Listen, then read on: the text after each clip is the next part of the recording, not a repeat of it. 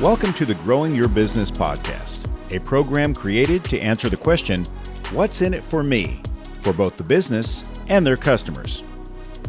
Today's guest had this to say. A lot of people, they post just photos and graphics. With social media, all these different platforms are actually preferring short form video content. Video is so powerful because it captures more attention. People are more engaged with it. We're kind of tapping into that human habit that we've kind of developed in the last 5 years of watching short form content.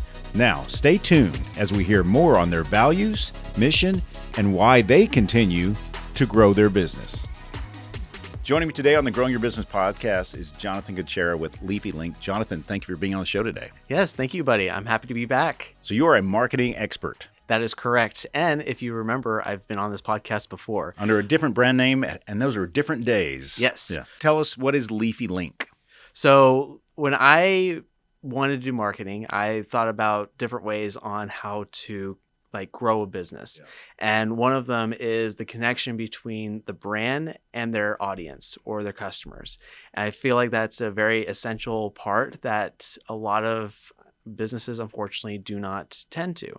And so what I do at LeafyLink is I grow your business. That's where the Leafy comes from, through connection to your customers or your audience. And that's where the link comes from. So that's where LeafyLink came from. That's terrific. So tell me just high level about, I'm a listener and I clearly need marketing services. What services do you offer? So one of my go-to, if you're starting out a business, is a local SEO. That's where I come in and I get you on Google Maps. I optimize your Google business profile. I help get you verified. And I start just getting indexes and citations. So a lot of people think, oh, I'm just going to go onto Google Business and be okay. But there's Yelp, there's Apple, there's Yellow Pages. Believe it or not, MapQuest is still relevant in the ways of authority on indexing. So if you're not even on MapQuest, you're actually not ranking as high as you think you are. And then there's of course, social media, but I take a different approach. A lot of people, they post just photos and graphics, but what I do is I actually do video content. A lot of people kind of miss that train that with social media, all these different platforms are actually preferring video content, short form video content, because of the whole trend with TikTok. Facebook, Instagram, even LinkedIn and YouTube are preferring that.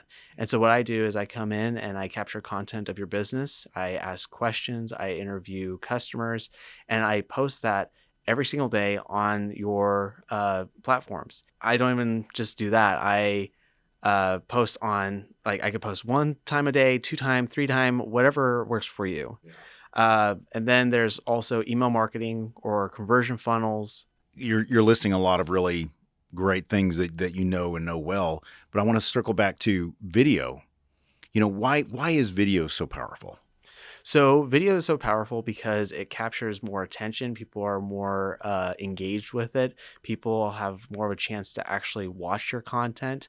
Yes, we do see on Facebook and Instagram, you will be given a suggestion or you'll be given something that someone has liked or shared. But a lot of times people are just kind of, it used to be called death scrolling. Now it's death watching. You're watching a bunch of shorts. Do you ever go and see a short that catches your attention, watch just one? No, Rarely. You go watch the other one, and sooner or later you find out that you've been doing it for 15 minutes and you're like, oh crap, I better get going with what I'm doing. And so we're kind of tapping into that human habit that we've kind of developed in the last 5 years of watching short form content.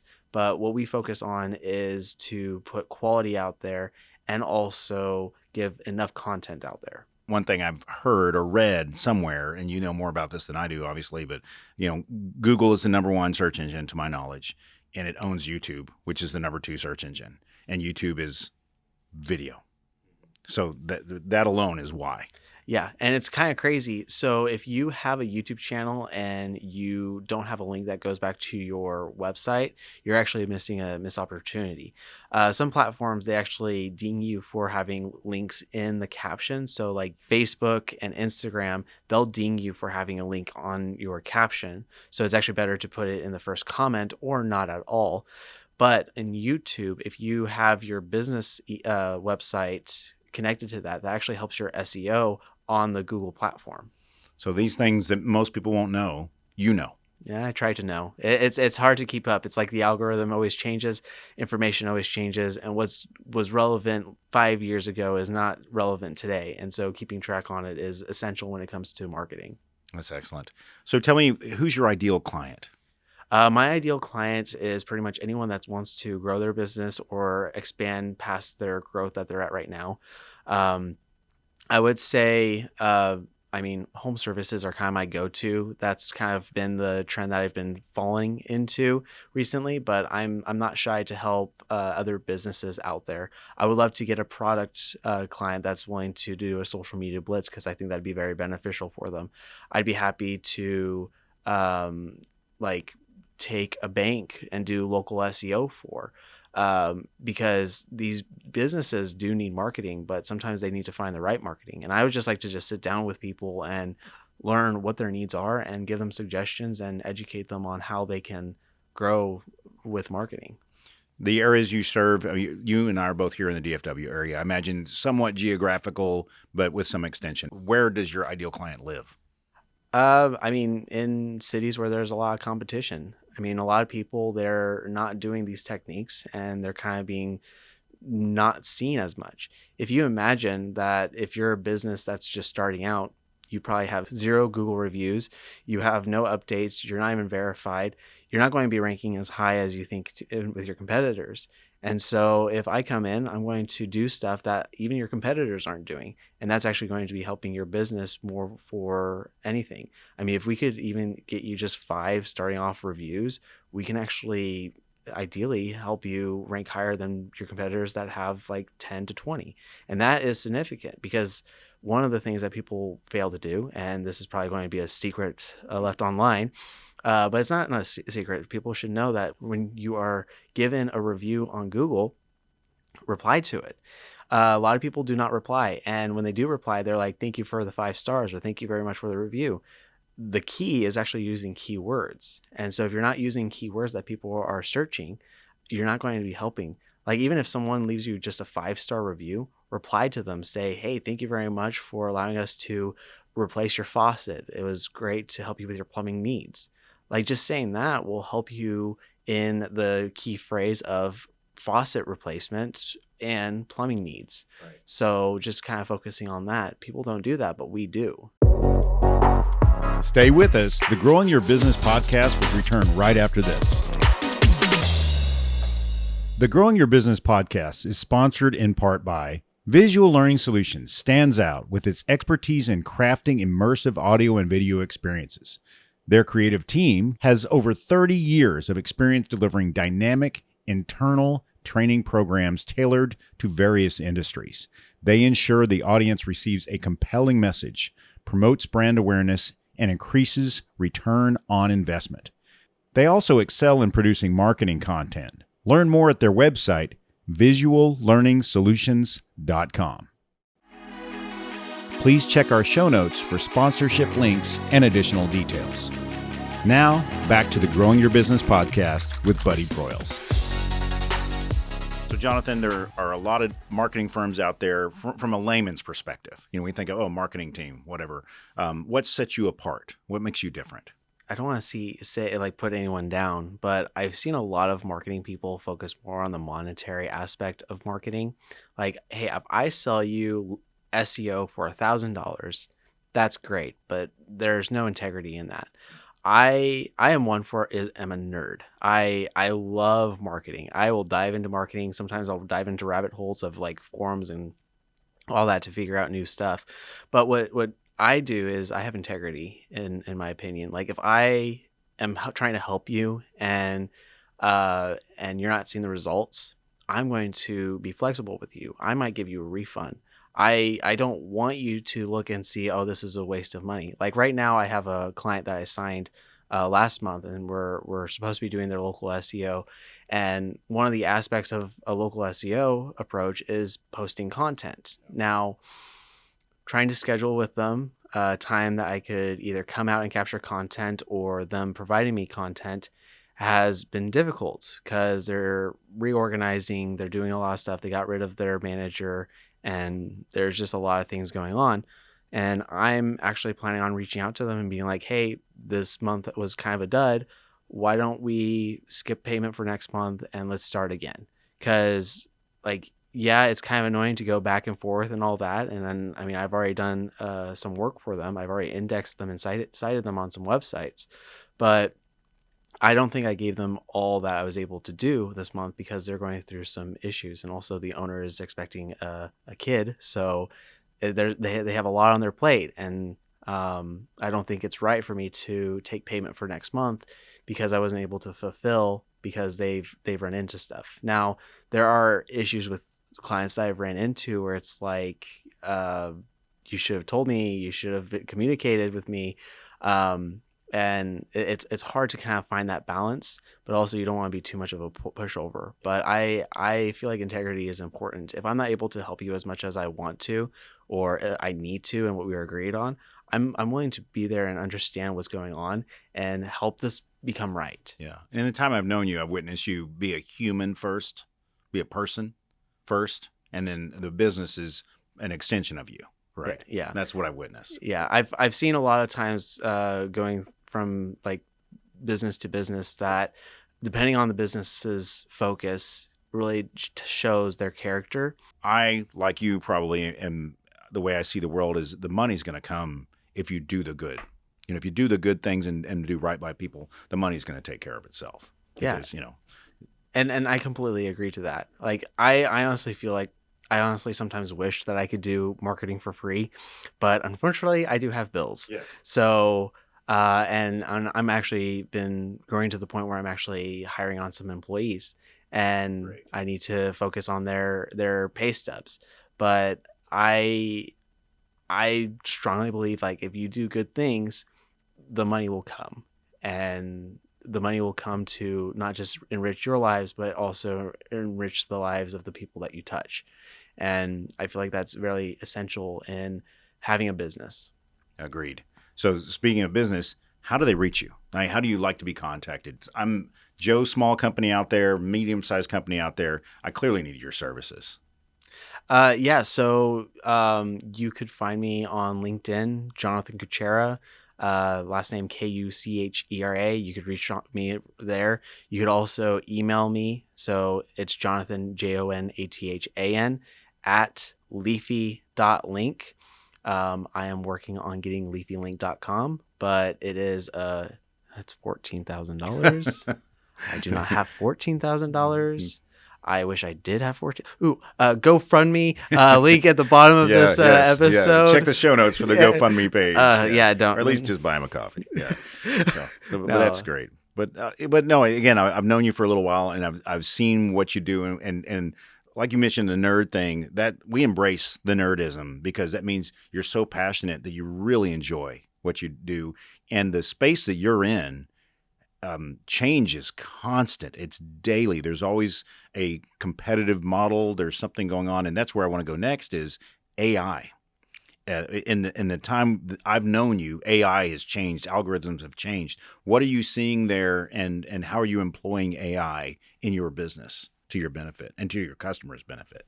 Ooh, that is a loaded There's question. a lot there. Yeah, AI has definitely been moving in a crazy way. Like, if you look at the newest release of ChatGPT, you can actually have it do tasks. So I don't know if you knew this, but you can have it log into your LinkedIn or Facebook, and you can actually say, hey, do you mind to give posting on LinkedIn about X, Y, and Z, and it will write a post on your platform.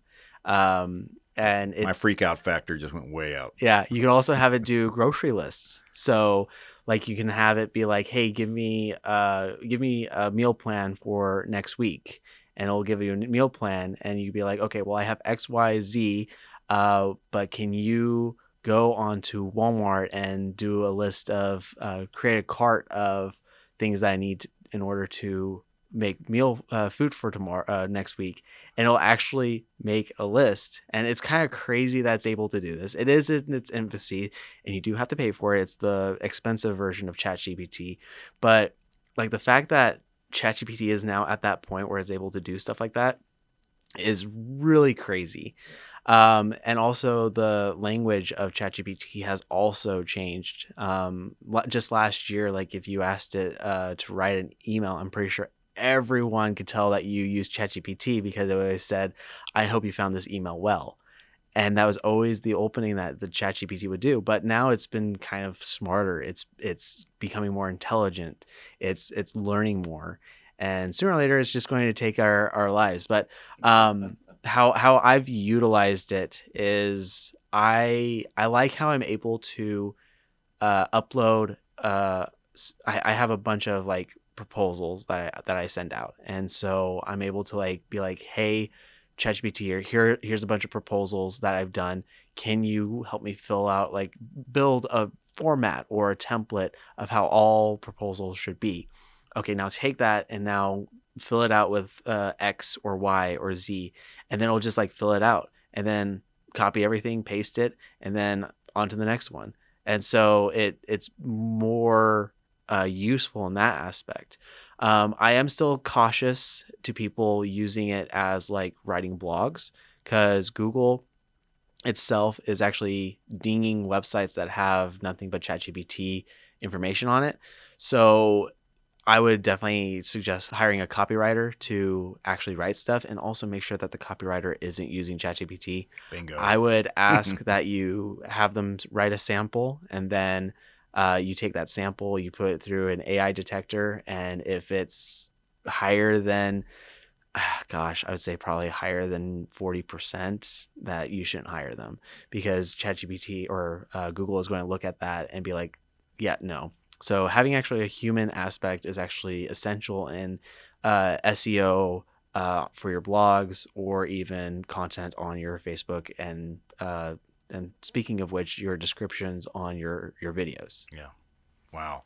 There's a lot to think about there, and of course, it's going to change by the next time you're on the show. Yeah, it's going to probably change next week. Yeah, yeah. By the time the show airs, it'll be something new, so we'll have to add some additional addendums to the show notes. Have you tried DeepSea at all? No, I've heard of it, haven't tried it. By the time this airs, I'm sure I'll give it a shot. Yeah, give it a shot. It is kind of, what I found is, well, I don't know if I don't want to go into too much of a deep hole with this, but there's actually a huge legal argument, because apparently the DeepSea people trained their AI using ChatGPT, and they used it using API, and they just asked it questions, and the AI was able to learn from ChatGPT how to do what it's doing. Yeah, it's but AI cannibalism, basically.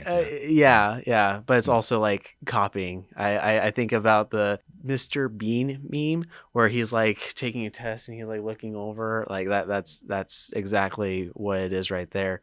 But even with that, it has its issues. I mean, they just released. They're using processors that are not made by NVIDIA, and NVIDIA is huge because of AI. And so people are kind of like that. I don't know if you knew, but when DeepSea released, NVIDIA's stock actually plummeted. Right. Because, I saw that because of that. Because it's like, oh, how were they able to do this? They didn't even use NVIDIA chips.